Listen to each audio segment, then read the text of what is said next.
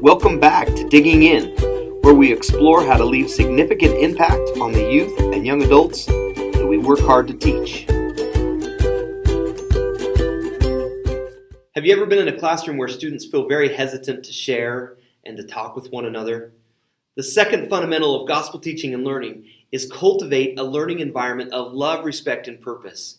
And it is designed to solve that very issue and others that are related to it. This section of gospel teaching and learning helps us to know what we can do spiritually and physically to help our students feel like it is a purposeful experience to come to our classroom. It's a very small section, maybe 5 pages.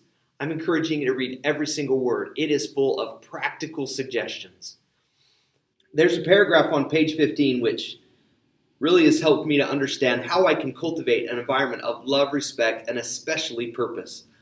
Expect students to fulfill their role as learners. A sense of purpose exists in a class where teachers expect students to fulfill their role as learners and assist them in doing so, and where students are trusted to contribute in significant ways. Teachers with a sense of purpose who truly love their students will care too much about their progress and success to be satisfied with only a little effort. Such teachers will encourage with love and will lift their students to reach their potential as learners and disciples of Jesus Christ. We're going to talk about a couple practical ways that you can help your students play their role in learning. It's important that you recognize that as a teacher in seminaries and institutes, you are not a presenter. You are a trainer. You are trying to help students understand the scriptures and to be self-sufficient when they study them on their own. In your preparation, try to avoid the question, what am I going to do? What am I going to show? What am I going to teach?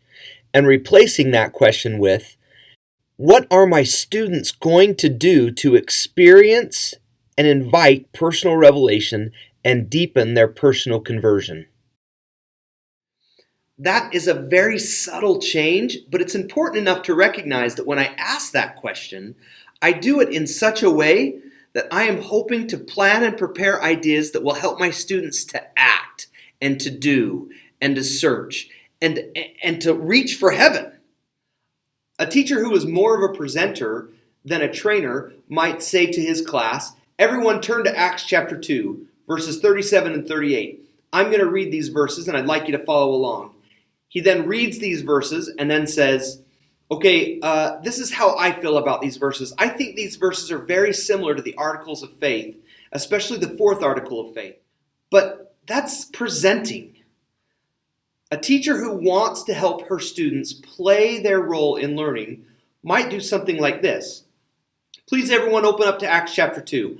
I would like you to search through these verses and find a verse or two that seems very similar to the 4th article of faith. Well, that's a different question, and that causes your students to act rather than just listening to you and me. Another way to do that in a class that's quiet and perhaps is lacking participation is just to ask questions like this. In just a second, I'm going to ask a question. The question is written up here on the board. It says right here, can you find the 2nd article of faith in Acts chapter 2? And then I am going to ask 3 or 4 of you to respond to that question. So I'm going to put you in pairs and ask each of you to search through Acts chapter 2 and see if you can find a set of verses that is related to the 2nd article of faith.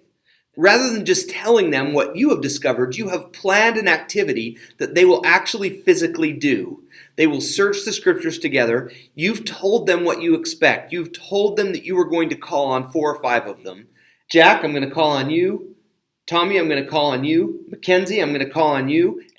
Another way to help our students play their role in class is to do an exercise like this. I'm going to give you verses 1 through 10 this side of the room. I'm going to give you 11 through 20 this side of the room. And what I'd like you to do is search through these verses looking for a truth that is related to one of the 9 basic doctrines. Now, a question like that is not packaged with, hey, students, make sure you find what I'm asking you to find.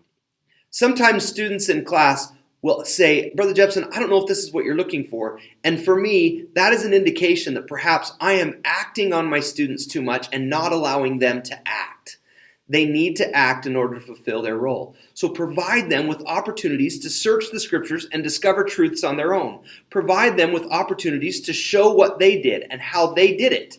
That's what we mean by inviting our students to play their role in learning.